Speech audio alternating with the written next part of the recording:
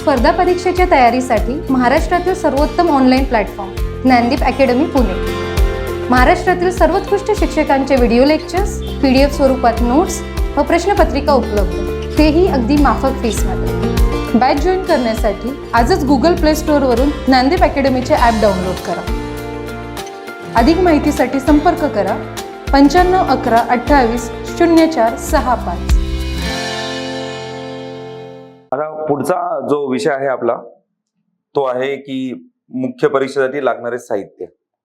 हा साधा सोपा विषय आहे, कारण याच्यामध्ये काही आपल्याला नवीन असं काही करायचं नाहीये. काही म्हणजे खूप जास्त नवीन नाही करायचं, काही गोष्टी नवीन करायच्याच आहेत. तर खूप आता जे आपण आधीपासून करत आलो आपण त्याच्याविषयी बघूया जरा. MP साठी आपण बघितलं, हिस्ट्रीसाठी आपण काय वाचतो आहात, तर कोणी गाठाळ, कोणी स्पेक्ट्रम, तर कोणी हे आहे. आता GS1 मध्ये हा एक पार्ट असणार आहे, हिस्ट्री, जिओग्राफी अँड सोसायटी. ठीक आहे. तर अनेक मुलांनी त्यांच्या ग्रॅज्युएशन टाइम मध्ये ह्या 3 विषयांमध्ये तर निश्चितपणे काही ना काही केलंच असेल, वाचलंच असेल. बट आता MPSCच्या पॅटर्न प्रमाणे आपल्याकडे जे साहित्य आहे याला आपण लगेच रद्दीची जागा दाखवणार का, तर मला असं वाटत नाही की त्याची गरज आहे. कारण मीही ही ज्यावेळेस पुस्तकं वाचले आहेत ना, तर याच्यामध्ये सुद्धा मुद्दे सुद्धा मांडणी केलेली आहे. ठीक आहे. फक्त जोपर्यंत नवीन मटेरियल या संदर्भातलं मार्केटमध्ये आपल्याकडे येत नाहीये, तोपर्यंत आपण जर कोणत्या गोष्टीचा आधार घेऊ शकत असाल तर तो एक आहे UPSCचे जी बुक्स आहेत. तर ह्या बुक्स मध्ये वेगळं काय आपण वाचतोय का UPSC बुक्स मध्ये, तर फक्त आता आपणही मराठी MPSC तयारी करताना NCERT जे भाषांतरित पुस्तकं आहेत किंवा याचं जे कंपायलेशन आहे ऑब्जेक्टिव्ह स्वरूपात ते करतो. तर आपल्याला फक्त हा एक गोष्ट ऍड करायची आहे, म्हणजे NCERT. तर कधीपासून कराल, तर मी स्वतः 6वी पासून केल्या होत्या. कारण कोणती गोष्ट मला सुरुवातीपासून लक्षात ठेवणं, समजून घेणं हा माझा स्वभाव असल्यामुळे मी अचानकच मोठा घास खायला जात नाही. म्हणजे एकदम 9वी 10वीचं पुस्तक उचकलं आणि त्यामध्ये काय दिलंय आणि त्याच्या त्याचा तुम्ही जर NCERTची पुस्तक बघता तर संदर्भ आहे की स्टेज वाईज आहे की 6वी मध्ये झाल्यानंतर त्याची पुढची स्टेप, पुढे काय झालं, मग त्याच्या पुढे काय झालं, असं करत करत करत ती जी पुस्तकं आहेत ती डिझाईन केलेली आहेत आणि ती पुस्तकं मांडण्यात पण आलेली आहेत. त्याच्यामुळे आय वुड रिकमेंड यू की 6 to 12 ही पुस्तकं जी आहेत, आता कोणत्या विषयाची, तर पुन्हा आपण बघितलं history,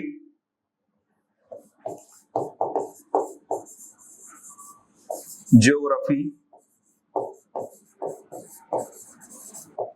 society related, social life म्हणतो आपण त्याला, सोसायटी, त्याच्यानंतर पॉलिटी, ही पुस्तक बघायच्यात. आणि 12th और 11th च फक्त एक पुस्तक आहे, एक्झॅक्टली मी रिकलेक्ट करू शकत नाही, I am sorry, he macro economic, हे जे पुस्तक आहे NCERTचं, हे आपल्याला थोडंसं नीटचं बघायचंय. ठीक आहे. कारण ह्या गोष्टी कशासाठी ना, ह्या बेसिक गोष्टी ज्या आहेत ह्या आपल्या कन्सेप्ट क्लिअर करतात, ज्या तुमच्या बहुतांश जणांच्या झालेल्या आहेत. फक्त की याच्यामध्ये जर पॉइंट वाईज जर आपल्याला काही सापडलं, जसं स्पेक्ट्रम पुस्तकामध्ये तुम्ही बघताल हिस्ट्रीसाठी, यामध्ये हे मेन्स साठी पुस्तक एवढं म्हणजे चांगलं आहे की ज्याच्यामध्ये मॉडर्न इंडिया, ठीक आहे, आणि हिस्ट्रीचं म्हणजे मॉडर्न इंडियाचा जे विषय आहेत की जर छोडो भारत असेल किंवा त्याला आधुनिक भारताचा इतिहास म्हणतो, छोडो भारत असेल, तर याची मुद्देसूद मांडणी केली आहे. म्हणजे असं पॉइंट वाईज तुम्हाला सापडेल की पॉइंट वाईज काय आहेत. मग ह्या पॉइंट वाईज मध्ये की ही ऍक्च्युअली छोडो भारत कसं झालं हे तुम्हाला पॉइंट वाईज मांडणी केलेली आहे आणि ह्या पॉइंटचे सब पॉइंट्स आहेत. मग आता आपण जे नोट्स बनवणार आहोत ना, तर त्या नोट्स बनवण्यामध्ये ह्या पॉइंट वाईज मध्ये हे फक्त 3 पॉइंट्स तुम्ही कलेक्शन करायचं आहे, त्याचं म्हणजे कलेक्ट करायचं आणि त्याला तुमच्या शॉर्ट नोट्स म्हणून तुमच्यासाठी स्वतःसाठी रेडी ठेवायचं. ठीक आहे. आता नेक्स्ट जर आपण म्हटलं दुसरं साहित्य यासाठी काय लागेल, तर एक सगळ्यात महत्वाचा जो घटक आहे तो आहे न्यूजपेपर. असाही प्रश्न मला विचारला जाऊ शकतो की सर मग तर तुम्ही सर्व UPSCची तयारी करण्याच्या गोष्टी सांगत आहात. तर हो, मी त्याला म्हणेल की बरोबर आहे, मी तुम्हाला UPSCच तयारी करण्यास सांगतो. कारण पॅटर्न जो आहे तो आहे UPSCच्या धर्तीवरती, आणि हा पॅटर्न बनवण्याचा सगळ्यात जो एक मोठा हेतू होता तो होता की आपला मराठी जो टक्का होता युपीएससी मधला हा वाढवणे. ठीक आहे, हा वाढवण्याचा हेतू होता आणि त्यासोबतच आपली जी मुलं, आपली जो पॅटर्न होता एमपीएससीचा, हा पॅटर्न आपल्या भारतातील इतर राज्यामध्ये ज्या परीक्षा, मुख्य परीक्षा घेतल्या जातात त्या मुख्य परीक्षेपेक्षाही अनेक ठिकाणी कमकुवत होता. म्हणून आणि त्याचा फायदा मुलांना होत नव्हता, कारण आपण बघतो की एमपीएससी मधून खूप काही आपले जे माझे मित्रमंडळी जे किंवा मैत्रिणी सुद्धा जे अधिकारी झाले आहेत, ह्या लोकांना कुठेतरी युपीएससीचे मुख्य परीक्षेत किंवा युपीएससी अधिकारी होण्याची इच्छा असते, पण तोच पुन्हा इथे मेन्स ऑब्जेक्टिव्ह केलेली होती आणि इकडे सब्जेक्टिव्ह द्यायची होती. ठीक आहे, मग हा जो टप्पा आहे ना, हा टप्पा गाठता गाठता अनेक लोकांनी गिव्हअप केलं.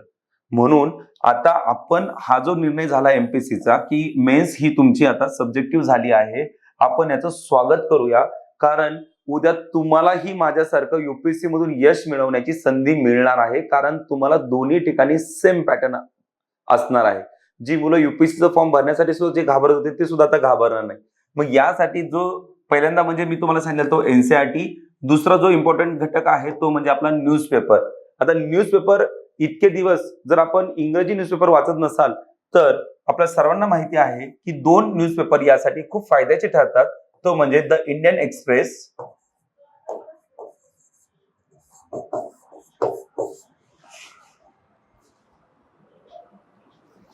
त्यानंतर दुसरा जर इम्पॉर्टंट घटक असेल, सॉरी न्यूजपेपर असेल तर द हिंदू. आपण जर पेपर वाचत असाल मराठी पेपरमध्ये सुद्धा तर लोकसत्ता, की ज्याचे एडिटोरियल खूप छान असतात. त्यानंतर महाराष्ट्र टाइम्स,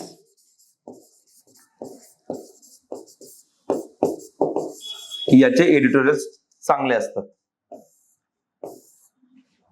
आता ह्या म्हणजे ही झाली न्यूजपेपर, किंवा हे जर करायचं झालं तर न्यूजपेपर मध्ये सगळ्यात महत्त्वाचे घटक कोणते आपण बघतो की नॅशनल, देन इंटरनॅशनल,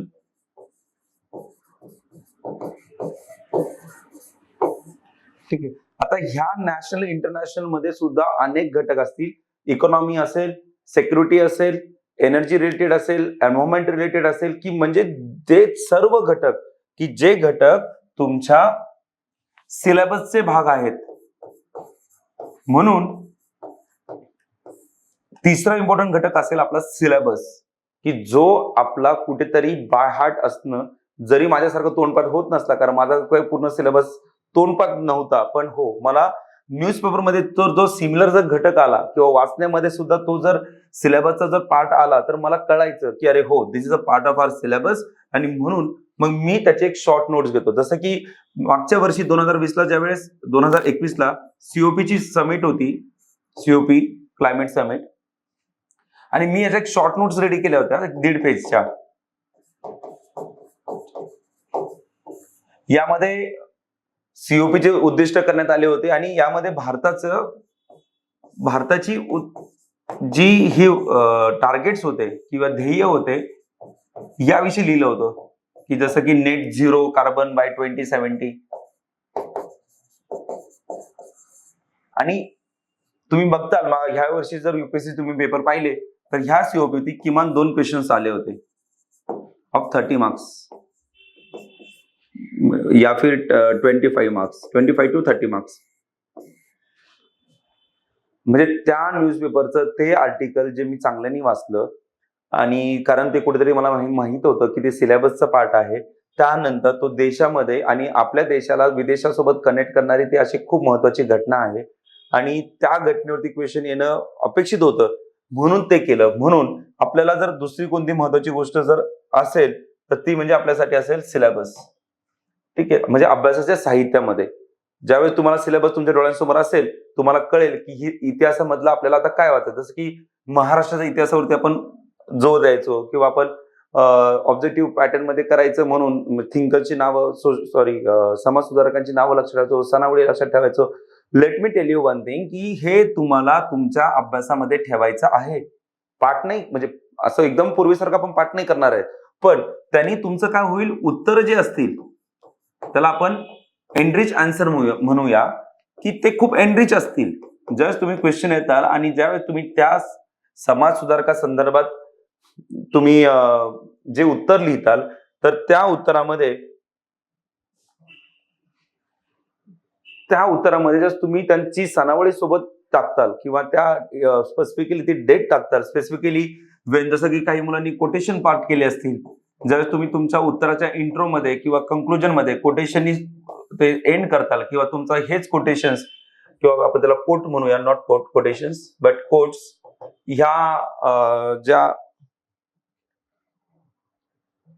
कोट्स आहेत, ह्या कोट्स तुम्हाला पुढे एसे मध्ये कामाला येतील. म्हणजे एकच आहे की तुम्ही आतापर्यंतचा जो काही अभ्यास केला आहे मुख्य परीक्षेसाठी एमपीएससीचा, तो लेट मी टेल यू, तुम्ही कोणत्याही एमपीएससी आणि युपीएससी करणारा असा कोणी विद्यार्थी होता जो माझ्यासारखा होता आणि ज्याला युपीएससी मध्ये यश मिळालं, तुम्ही त्यांना विचारा की एमपीएससीचा अभ्यास हा वायाला जात नाही. तो तुम्हाला उद्या युपीएससी सारख्या मोठ्या परीक्षेमध्ये सुद्धा बसल्यानंतर मुख्य परीक्षेला मदत करतो. आणि तो जर तिथे मदत करत असेल तर इथे आपल्याला स्वतः एमपीएससी द्यायची आहे. आणि एमपीएससी मधून ज्यावेळेस आपल्याला जी डिझायर्ड पोस्ट आहे ती भेटल्यानंतर आपल्याला निश्चितपणे युपीएससीचं ही वाट धरायची आहे. This is not cup of my tea म्हणण्यापेक्षा this is cup of my tea and I will try to drink it म्हणणं जास्त बेटर, इजंट इट? हो की नाही? का घाबरायचं का? आणि कशासाठी घाबरायचं, कोणासाठी घाबरायचं? जर आपण इतरही करू शकत असेल तर मग आपण का नाही करू शकत? ठीक आहे. म्हणून आतापर्यंत जे तुम्हाला मी सांगितल्या, जर सगळ्यात महत्वाची गोष्ट जी होती ती म्हणजे तुम्हाला होत्या एनसीईआरटी. कारण हे फक्त तुम्हाला एमपीएससीच नाही, this will help you to crack UPSC as well. आता या ठिकाणी एनसीईआरटी महाराष्ट्राची पुस्तकं पण आहेत.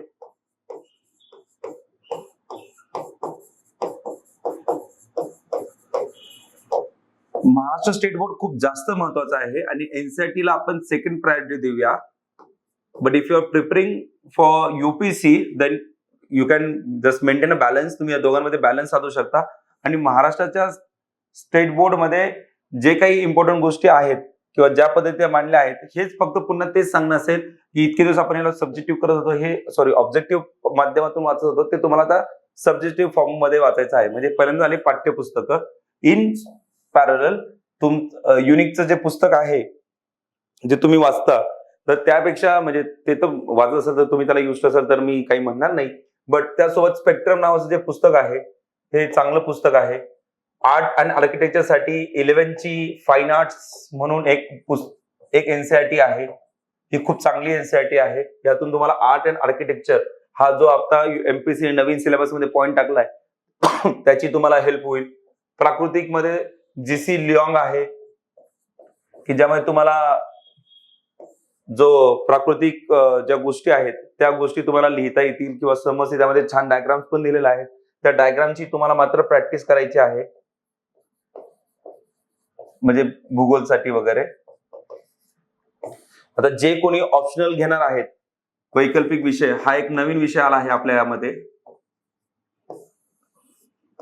आता ज्या मराठी माध्यमातून मुलांनी किंवा इंजिनिअरिंग मध्ये कोणी मेकॅनिकल इंजिनियर असेल, जे टेक्निकल सब्जेक्ट येतात वगैरे, तर ज्यांनी तयारी केली असेल तर ह्या ऑप्शनलचं जे साहित्य आहे या विषयी आपण पुढच्या लेक्चरमध्ये बोलणार आहोत. पण आपण ह्या गोष्टी ग्रॅज्युएशनला केलेल्या आहेत हे मात्र मी आता म्हणेल. आणि ग्रॅज्युएशनला आपण आपल्या युनिव्हर्सिटीमधून चांगले मार्क्स मिळवून आपण तो जो ऑप्शनल आहे तो एक पूर्ण केला आहे ना, आपण त्यामध्ये मार्क मिळवले आहेत म्हणून आपल्याला पदवी मिळाली आहे. मग तसेच जे पेपर आहेत हे पेपर आपल्याला लिहायचे आहेत. फक्त हे लिहिताना आपल्याला एक प्रशासकीय अधिकाऱ्याच्या मानसिकतेने ते प्रश्न लिहायचे.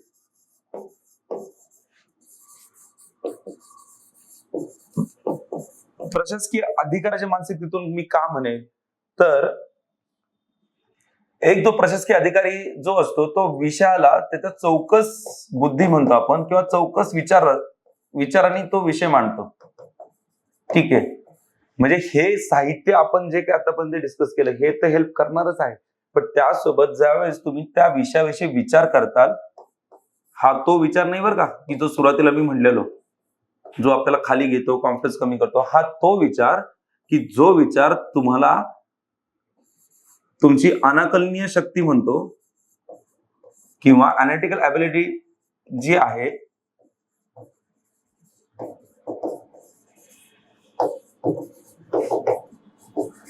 तर ही विकसित करायला मदत करणार आहे. एक साधारणतः जर आपण इतिहासाचा जर आपण विचार करणार असो किंवा इतिहासाच्या क्वेश्चनचा जर विचार करतो की त्या क्वेश्चन म्हणजे त्या टॉपिक वरती कशा प्रकारे क्वेश्चन विचारला जाऊ शकतो की ज्याला मला 4 पॉइंट्स मला लिहिता येतील. जर त्यामध्ये 2 डायमेन्शन्स असते क्वेश्चन मध्ये तर मला प्रत्येकाचे 2-2, 4 असे 8 पॉइंट्स, याचेही 4 पॉइंट्स, पुढचे जो डायमेन्शन त्याचे 4 पॉइंट्स, त्याचं पूर्ण इंट्रोडक्शन म्हणजे त्या विषयाला त्या प्रश्नाची जे तुम्ही सुरुवात करता, संदर्भ देताल, तो इंट्रोडक्शन, त्याची मेन बॉडी, त्याचं स्ट्रक्चर आणि एक फाईन कन्क्लुजन. आणि ह्या प्रश्नामध्ये जर आपण काही थीमॅटिक म्हणा किंवा काही आकृती काढून डायग्रामॅटिक जर काही रिप्रेझेंटेशन करू शकत असेल, प्रेझेंटेशन नॉट रिप्रेझेंटेशन सॉरी, तर प्रेझेंटेशन करू शकत असाल की ज्यांनी आपलं उत्तर छान दिसणार आहे, तर ह्या गोष्टीची मात्र आपल्याला काळजी घ्यायची आहे. कारण ह्या जी चौकस बुद्धी असेल ही एक अधिकाराची असणार आहे की तो त्या विषयाला अनेक ठिकाणी टच करतो किंवा त्याला लिंकेज म्हणतो. जसं आम्ही युपीएससी मध्ये म्हणजे मी युपीएससी मध्ये आपण तयारी करता त्याला म्हणतो की त्या प्रश्न आपण कुठे कुठे लिंक करू शकतो. तर ते लिंक करण्यासाठी हे खूप तुम्हाला महत्वाचं ठरणार आहे. कारण अभ्यास साहित्या व्यतिरिक्त तुमच्यामध्ये एक ती ह्या माध्यमातून तुमच्यात एक ती मानसिकता सुद्धा निर्माण व्हावी म्हणून हे तुम्हाला सांगत आहे. त्यासोबतच जी आपली जसं की कोणाचं न्यूजपेपर वाचन होत नसेल, पण मी तर रिकमेंड करेल की आपण सर्व न्यूजपेपर वाचावा, मराठी आणि इंग्रजी दोन्हीही. पण त्यासोबतच सगळ्यात महत्वाचं अजून एक जो पार्ट असेल तर ती मंथली मॅगझिन येतं, मासिक. आता मात्र इथून पुढे मंथली मॅगझिन घेताना थोडस आपण विचार करायचा आहे की त्या मॅगझिन मधून माझा जो सिलेबस आहे, माझा जो बदललेला पॅटर्न आहे, ह्या पॅटर्नची डिमांड ही मॅगझिन पूर्ण करते का.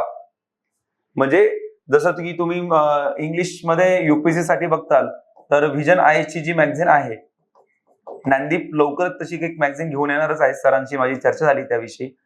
तर व्हिजन आयचं जे मॅगझिन होतं की त्याच्यामध्ये काय होतं की सिलेबसच्या पॉइंट वाईज दिलेलं होतं की जसं की आर्ट असेल तर आर्टचं तुम्हाला काहीतरी आर्टिकल सापडेल, हिस्ट्रीचं म्हणजे आर्ट अँड हिस्ट्री रिलेटेड त्यामध्ये देतं कारण it's a part of current, त्यामध्ये काही थेअरी तर काही येणार नाही. मग देन पॉलिटी तुम्ही बघा त्याच्या इंडेक्समध्ये तर पॉलिटी तुम्हाला सापडेल, इकॉनॉमी सापडेल which a part of GS3, त्याच्यानंतर तुम्हाला याच्यामध्ये सिक्युरिटी सापडेल पार्ट ऑफ GS3 अगेन. ठीक आहे, त्याच्यामध्ये तुम्हाला सायन्स टेक सापडेल. ठीक आहे, की ते पुन्हा GS3च आहे, हे GS2 मध्ये येतं, हे GS1 मध्ये येतं. ठीक आहे, हे तुमचं पुन्हा GS3 मध्ये येतं, IR येतं. ठीक आहे, त्याच्यानंतर इथे येतं इंटरनल सिक्युरिटी. हे अशी ती मॅगझिन डिझाईन केलेली आहे. एक फक्त ती मॅगझिन कशा स्वरूपाची असेल हे बघण्यासाठी मात्र आपण एक कोणत्याही एका महिन्याची आता रिसेंटली आपण ती उचलू शकता आणि त्याच्यावरून तुम्हाला कळेल की ती मॅगझिन मध्ये विषयाची मांडणी कशी केली आहे. मग जी पुढे आपल्याला मराठीमध्ये मॅगझिन जी अवेलेबल होणार आहे की ज्या मॅगझिन मध्ये ह्या सर्व गोष्टी कव्हर केलेल्या असतील तर त्यांनी तुम्हाला मुख्य परीक्षेला हेल्प होईलच अशी मला खात्री वाटते. पण असे जरी असेल तरी पण शेवटी करायचं जे आहे ते मात्र स्वतःला. कारण यामध्ये दिलेले विषय हे मग आपण बायहार्ट करणार का, तोंडपाठ करणार का, नाही. आपल्याला तो विषय समजणं रादर दॅन तो पाठ करण्यापेक्षा मला जास्त महत्वाचं वाटतो. आणि त्याला कुठेतरी at the back of our mind त्याला सेव्ह करणं आणि त्याची शॉर्ट नोट्स आपल्या स्वतःच्या रेडी करणं हे खूप महत्वाचं वाटतं मला. कारण म्हणूनच आपल्या साहित्यामध्ये जो पार्ट आपला स्वतःचा असणार आहे तो असणार आहे notes. Last but not the list. ठीक आहे, तर ह्या नोट्स आपल्यासाठी महत्वाचं असणार आहे. पुढचे ज्यावेळेस मी लेक्चर आपण घेणार आहोत ज्यामध्ये आपण सविस्तर निबंध, त्याच्यानंतर आपण general studies 1, general studies 2, general studies 3 and 4 आणि ऑप्शनल याविषयी आपण अजून 2 एक लेक्चर होतील आपले. तर त्या रेकॉर्डेड लेक्चर्स मध्ये सुद्धा मी तुम्हाला त्या पुन्हा एकदा अभ्यास साहित्य याला घेऊनच येणार आहे. आता ह्या नोट्स काढताना आपण पुन्हा कोणती गोष्ट काळजी घेणार? सिलेबस. हे लक्षात ठेवा. जसं पाठीपुंज असं आपण मराठीमध्ये म्हणतो, तसं आपल्याला आता सिलेबसला पाठी पुंजायचं आहे. पण महत्वाचं काय आहे अगेन, की याच्या आपण नोट्स किती काढतो, काय काढतो? तर मला असं वाटतं की आपण जर सिलेबसचा आपण एक पॉइंट घेतला, फॉर एक्झाम्पल जर मी समजा यात आता पॉलिटीमध्ये एक पार्ट आहे की ज्यामध्ये Indian constitution historical underpinnings and evolution. ठीक आहे, तर मी कॉन्स्टिट्यूशन घेतलं. कॉन्स्टिट्यूशन मध्ये हा एक सब पॉइंट आहे सिलेबसचा, इव्होल्युशन. तर ह्या इव्होल्युशन मध्ये झालेल्या ज्या इम्पॉर्टंट कॉन्स्टिट्यूशनल अमेंडमेंट्स आहेत याला मी एकत्र करेन.